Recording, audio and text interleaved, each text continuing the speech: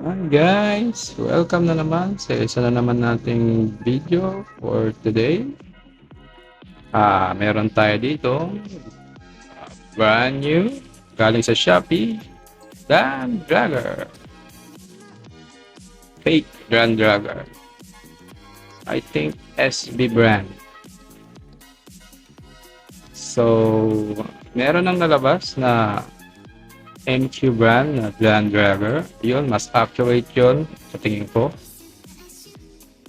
Di katulad nito, meron tong 480 na ratchet at isang flat bit. So, hindi siya accurate. Pero pagdating sa blade niya, accurate na accurate guys. Look at that. 1:1 ang ratio niya. Kopyang-kopya. At as you can see, ang screws niya ay yung pa normal screw. So, isang fake. As you can see guys, isa tong 480. So, medyo matangkad siya. At ang kanyang bit ay flat. Hindi rush bit. So, sablay siya sa dalawang parts ng DRANDAGGER. Tignan na lang natin kung anong performance niya pagdating sa actual na laban mamaya. Okay, 1.8 sa bit, sa ratchet 7.0,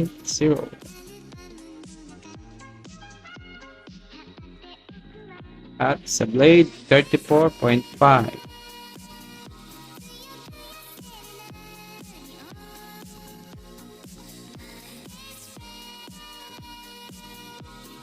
Now, DRANDAGGER fake version in full glory. Medyo rigidy yung ratchet. Ano po, baka maka-affect yan sa performance niya. Kahit yung bit medyo rigidy. As usual sa mga fake Beyblades, Beyblade X, maluluwag sila.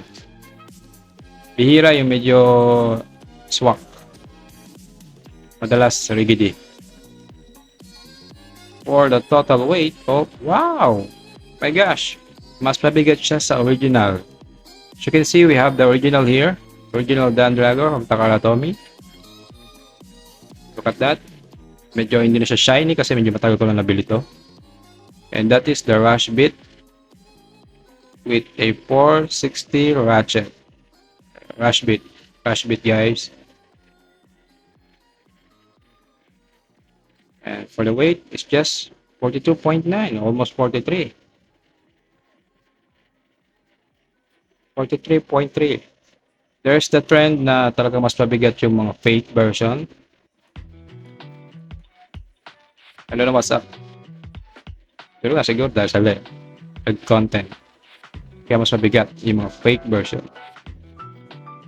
Okay, makikita nyo guys, side by side. Takara Tomy at SB brand na DRANDAGGER. O nga pala, shoutout sa ating magiting na subscriber, Baybronze132. Thank you bro for suggesting this Beyblade for review. Goods naman ang quality niya, medyo rigidy lang. Hindi siya kasing quality syempre ng Takara Tomy, pero goods na siya. Very sorry sa package mo at na-delay dahil Chinese New Year. Sana ma-receive mo na siya as soon as possible. Okay, maya paglabanin natin itong dalawa. At nandito na tayo sa segment, ang pinaka-favorite na segment ng lahat, ang leg test. Wow! Ito malalaman natin kung may lead content ba siya or wala.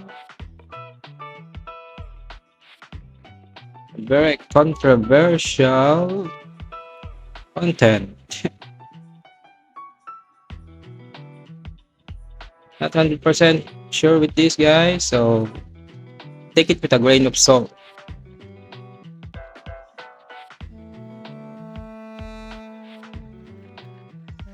So pag nag-pink siya, sa creamy yellow, naging pink, supposedly meron siyang lead content. I already tried it sa ibang metal items dito sa bahay and hindi siya nag-react. Pero dito, nag-react siya. So, I don't know. Okay guys, positive. As you can see, lead detected. So, it's a no-no.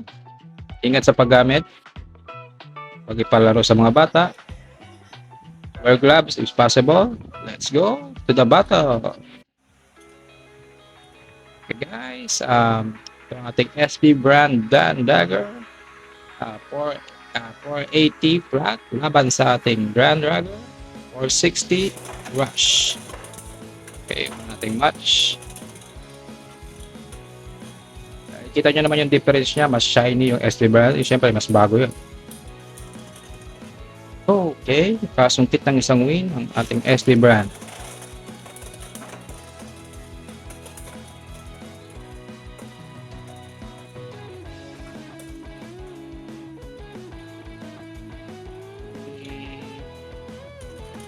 Ubusan ng hininga ang SB brand, nanalo doon ang takalatom.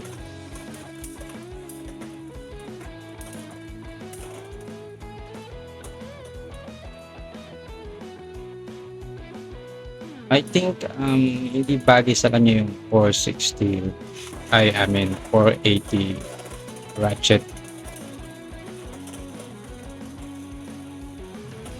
I don't know. Parang mababa yung stamina niya.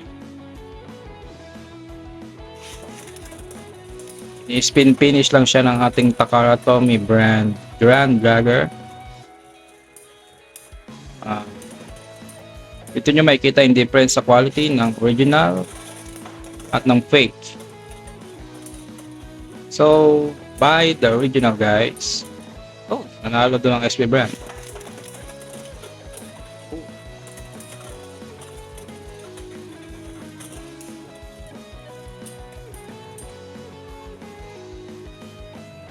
Pero sa walang mga budget, syempre, yun na kayo. Fake. Works. I think it's the same fun factor.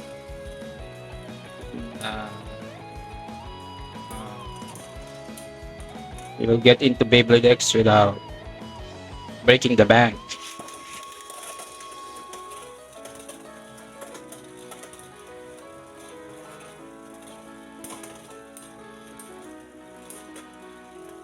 You can see guys,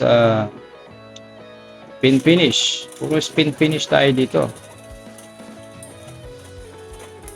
Mas mataas ang stamina ng rush beat kaysa dun sa flat ng SB brand. Nice. Stream finish.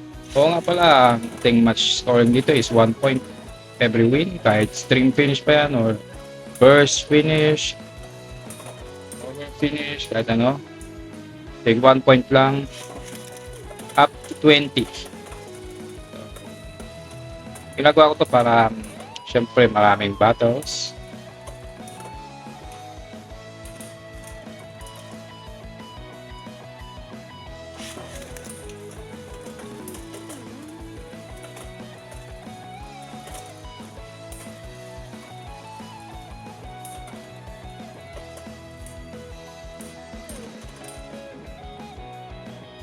Talo yung SB brand guys.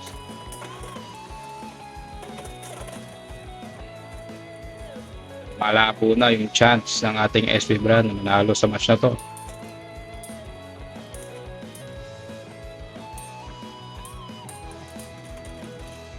Lalo 5-10. Isang burst finish. Siya para sa karton.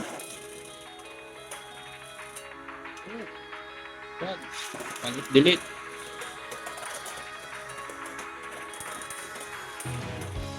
Extreme rush.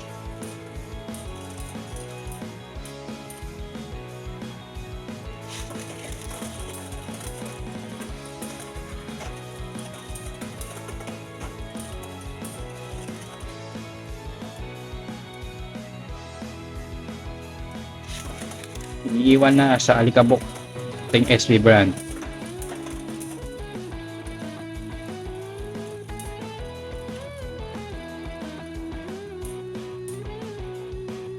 Nakikita nyo yung difference sa quality.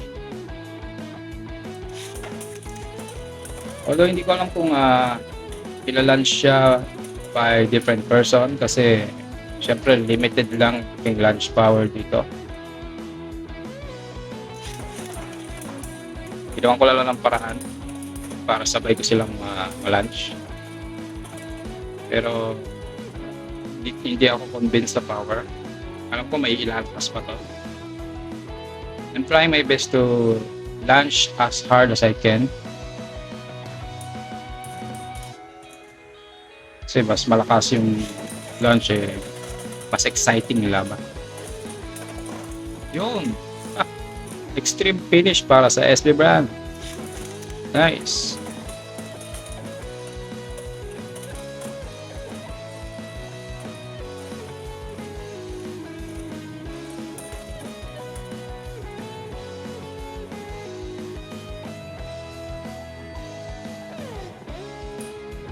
Saan naman ang hiling natin SB brand? 16 na. Oh, isa na namang first finish. Sabi ko sa inyo guys, medyo rigid siya. Hindi maluwag. I don't know if nagko-contribute yun sa sunod-sunod na verse. Finish. Para sa takaraton. One hit delete na naman.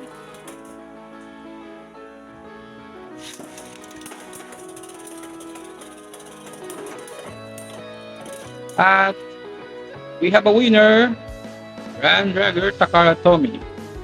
Okay guys, good sa mga quality niya. Yun na nga, maluwag nga lang itong SB brand. Hindi siya accurate, flat, half, or 80 ratchet. Okay guys, thank you for watching. See you in the next video. Bye bye. Subscribe and like. See ya. Comment lang down below kung gusto nyo i-review ko for the next video.